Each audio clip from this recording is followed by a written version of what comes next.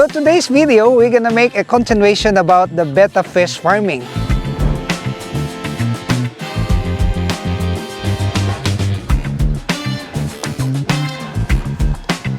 And Daphnia is the best food for our betta fish.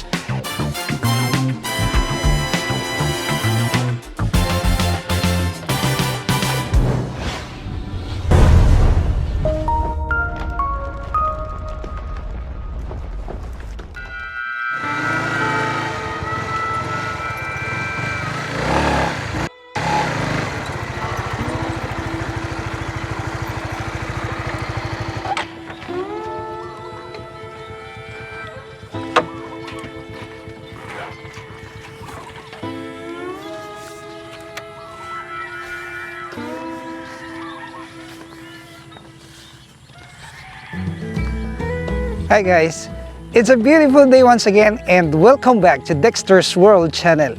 Well, today's video, we're gonna make a continuation about the betta fish farming.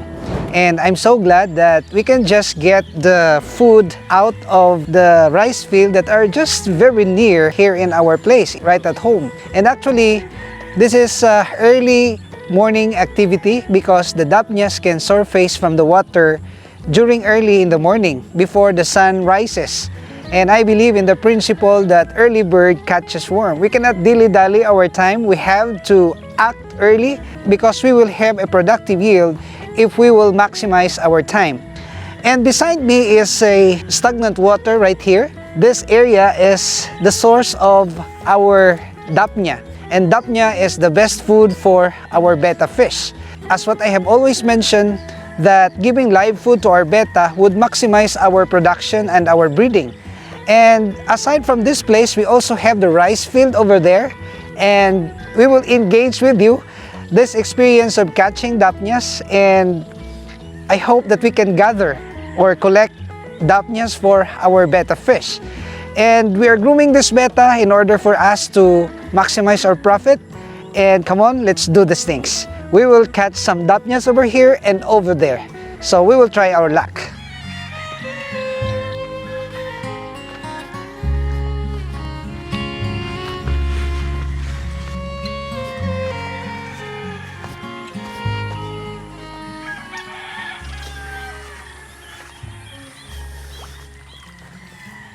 And guys, we are now using our net in order to collect our Daphnias, and I can see over there that they are already starting to gather some of these crustaceans, these very tiny living organisms that are actually thriving in stagnant water. The best time to get the Daphnia is during early in the morning before the sun rises. And you will see that it's early in the morning and we enjoyed this beautiful place. It's very cool, it's windy over here, and we are now trying our best to gather this Daphnia. And you guys will see that we already have this Daphnias, and this is already good for our fish, and they're still getting some more. And if we desire to really have massive of this, we can just go to the rice field. Those rice field over there has also this kind of crustaceans.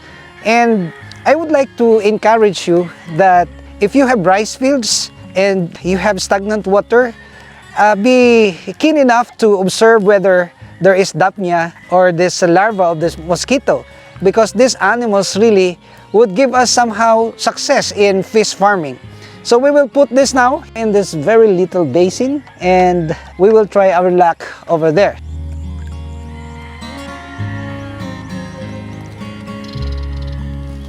And I am doing this over the past 20 years. And by just merely looking at a distance on the stagnant water, I can say whether there is Daphnia or none. So I honed this ability over the years. I can really say if there is food or not by just looking at stagnant water from a distance.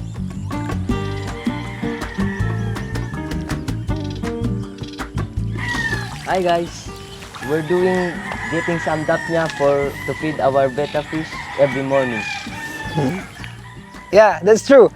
And We're doing this on a daily basis. It gives us good result. We have actually been able to breed several types of fish. We have this angelfish, and especially the mollies and the goldfish, and of course the Japanese koi.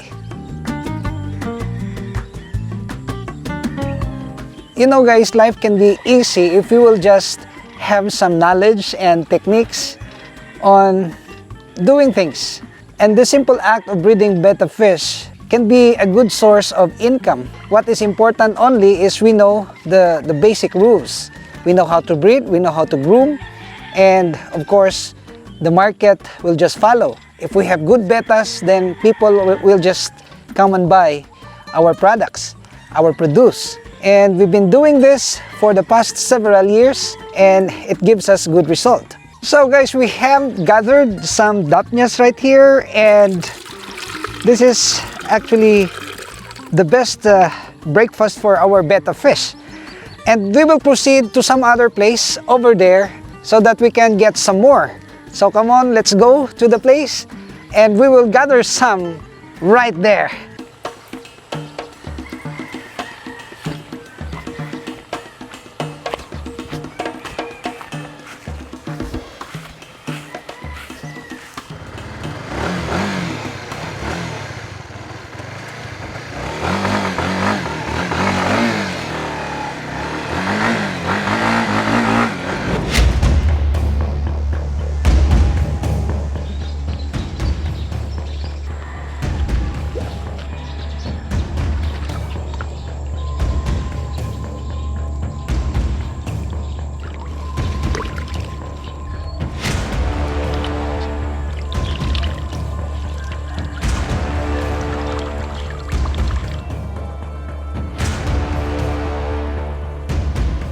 So guys, finally we are here at home, and I would like to make a demonstration on how to clean the Daphnia. Our objective is to preserve the life of these Daphnias so that they can be freshly given to our fish. It is my warning that refrain from giving dead Daphnias to our fish, especially to the fry.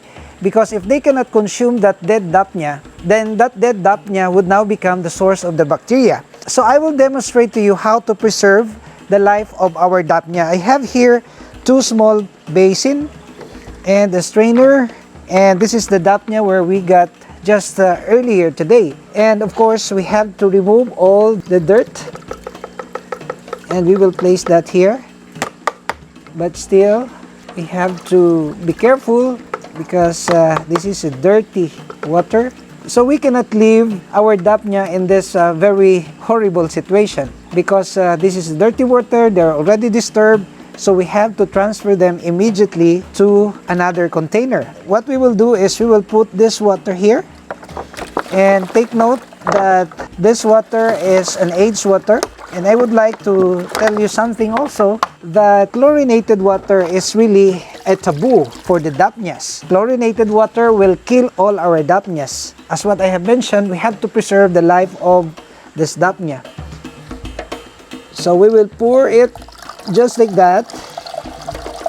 And this strainer is really very important. See?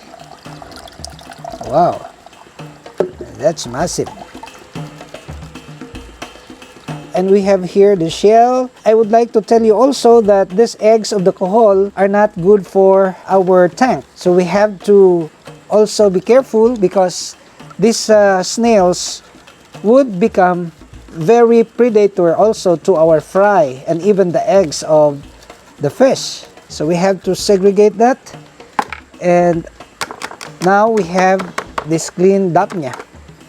So the water here is not yet clean because it's still mixed with the dirty water coming from the canal or the stagnant water. So with the use of this and of course the strainer, we can now change this water. I have here this net, and this net is actually now our instrument for us to be able to get the old water, which is not good for our fish and which is not good for our Daphnias. Okay, see that? Wow, they're still very fresh. See? Okay, And then put the water.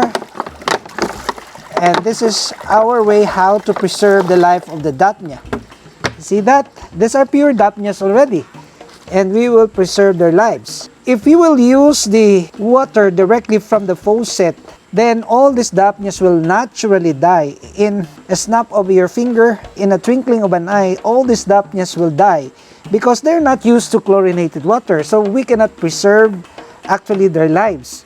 So in this situation, I can conclude that this Daphnia can even survive 48 to 72 hours from the time they were catched at the stagnant water. And take note that I am using the deep well also, and this water are aged water. We have also to take care the life of the Daphnia. Otherwise, we would be getting Daphnias every morning, every day, because we cannot preserve their lives. And maybe you will ask, Dexter, isn't it that you are breeding Daphnias? Yes, I am breeding Daphnias, and the methods that I have shared with you are also very effective. But the volumes of our fish that are in the house could not be sustained by the simple breeding of these Daphnias. We have to really get the backup, and of course we are from time to time going to the stagnant waters and the swampy areas in order to get the Daphnia. So now we are going to feed our Betta, and our way of feeding them is to use this one.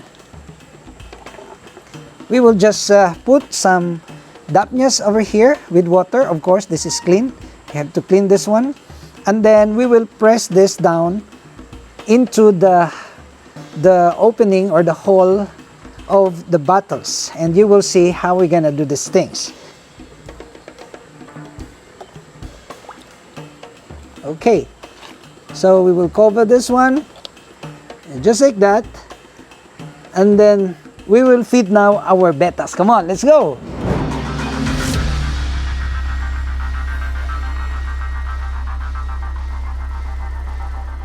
So guys, we're now here at our Betta bottles, and this is our way of feeding our Bettas inside the bottles. So just like that, it will make our work easy. And then of course we have to make a marker so that we can determine which of the bottles have already been fed. Oh, you see that? Just like that. I was walking out one evening late, the moon was rising high, headed for the riverside, around this fuss and fight. Patrolman, he walked by, asked me where I'm going, said if the sun set on me there, I'd never make it home. He said, don't go downtown tonight, there's trouble on the rise. The bad men in the shadows, and they're bound to take your life. If you mind to ramble, I'll tell you how I do. Keep your money in your pocket, then the razor in your shoe. So with the simple act of feeding our Betta and caring our Betta,